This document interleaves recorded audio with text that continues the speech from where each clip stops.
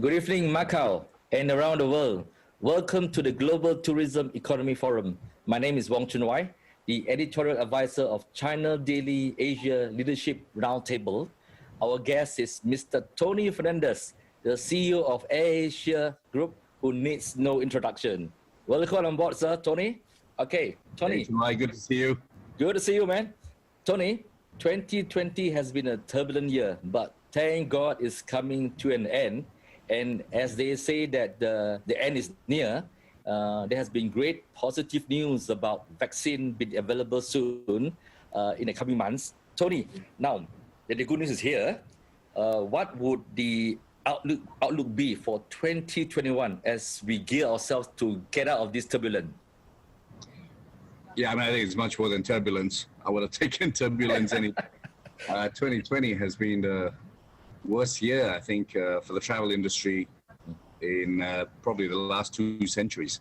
Yeah, I'd be glad to be getting to the end of it. It's not ended. There's still a bit of work to do, but there is light at the end of the tunnel. I think number one, we have a vaccine. Number two, which I think is equally important, is that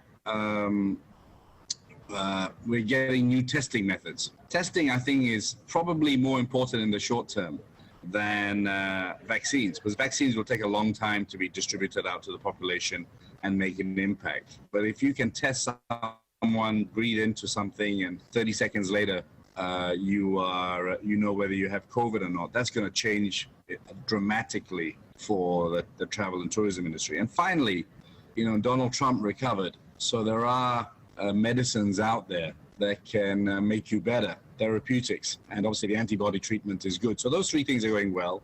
The fourth one, which shouldn't be underplayed, is the knowledge we have gained from this. There have been various outbreaks here and there, but they've been generally well controlled in Asia, second and third waves, because we know more about the virus. We know how to treat it.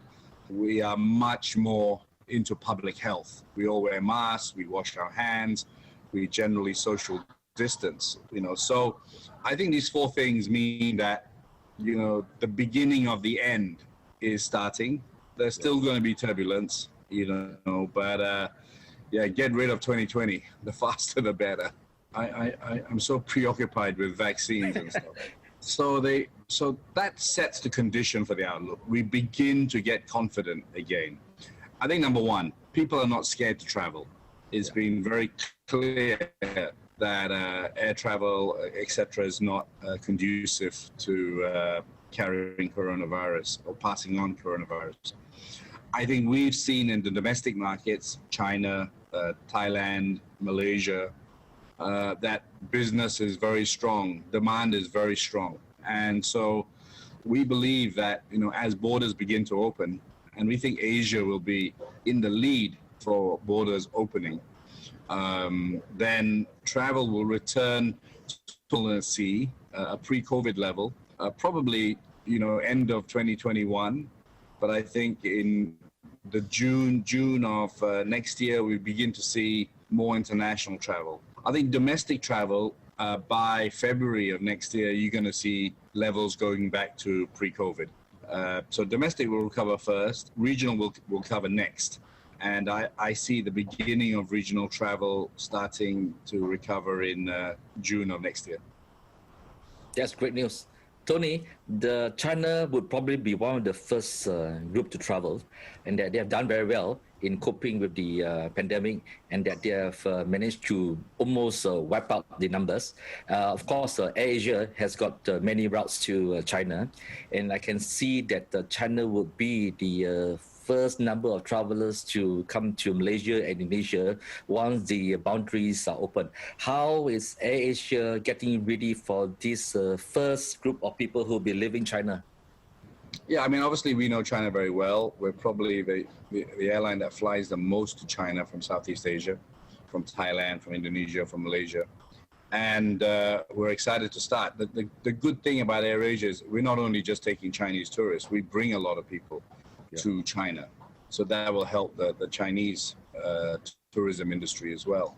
I think we're gearing up, for safe travel first to make sure governments feel that we are doing the right things. We recently got an award from the Chinese government for all our efforts in COVID. We were voted the safest airline by an Australian regulator just recently. So we've transferred a lot of our stuff to contactless. We obviously work with all the authorities for contact tracing. Our aircraft are disinfected, PPE is worn by our crew, and we have really worked hard on making sure that even all your vaccination certificates are put into our app. So a combination of app, vaccinations, contact tracing, contactless travel, I think is part of our preparation. On top of the fact that we are preparing tourism products, so people will know where they're going, so it can be monitored. I think that's important. So we have effectively become a travel agent. So we will package your hotel, we will package all the activities, so authorities will know where the tourists are as the initial travel starts. I think groups will be more liked as opposed to FIT. And so in the first instance, we're preparing for safe travel. The second instance, for group travel, so that authorities know where people are. Tony, do you think that the COVID passport that's been talked about, would it help?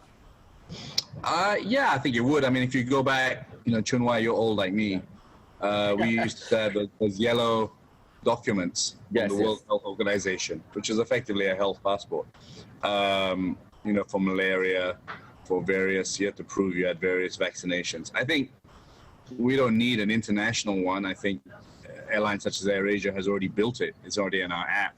So you just have to upload your vaccination or your test results into our app. I don't think we're going to get away without showing those to authorities in the short term, just like we did for malaria. I don't think we need a global health passport. I think, airlines or travel companies can build their own apps which can show the authorities. So Tony, obviously that the pattern of traveling in pre-COVID would be gone completely. As we move on to post-COVID, we'll talk about apps to check in, apps to get ourselves cleared, so there'll be no long queues, that kind of traveling. In terms of traveling for airlines, would it be like those pre-days when we sit in the economy class with 3 person in a row, or do you think that the number will be reduced? No, I don't think air travel on the plane will change at all. Okay. We've been carrying full planes, 3 seats on each aisle, so 6 in a row. And we have 3 or 4 things that prevent coronavirus from spreading in the airline. One is we ensure masks have to be worn during the flight. Okay. We have our air circulated every 20 seconds, and there's something called a HEPA filter, which clears out viruses anyway. So if you look at all the IATA statistics, there's been virtually 0, maybe 3 or 4 potential coronavirus being transferred on the plane. So I don't see that changing. I think actually COVID has ensured airlines to work closer with airports. Airports have generally been the problem in trying to make things easier. Mm-hmm. But now no airport can block us when we want to do contactless travel. And so I think in the long run, it's going to be easier to fly because we have data. Everyone knows about you when you come in. In AirAsia, by next month, you will check in with your face. You will print your boarding pass with your face. You will go through our boarding gate with a face. You'll be greeted by our cabin crew who will know about you because we have cameras you coming onto the plane. And so I do think in a strange way, COVID will make it more pleasant. I think we'll have less queues. Maybe security queues will still be the same, but hopefully even that in time. And I think as we get into this more data revolution, when you arrive in Malaysia, people will know about you anyway. And so we think passport queues are a matter of days, months away from eradicating, and you just walk through with your face because all the checks that be done prior to your arrival. Much, Tony, for Thank joining you. us Thank you everyone tonight. in Macau. Stay safe. Hope Yep. to see you on the AirAsia plane, and thank you, China Daily. We will fly together to Macau, okay? Done. Thank you everyone who is joining us tonight.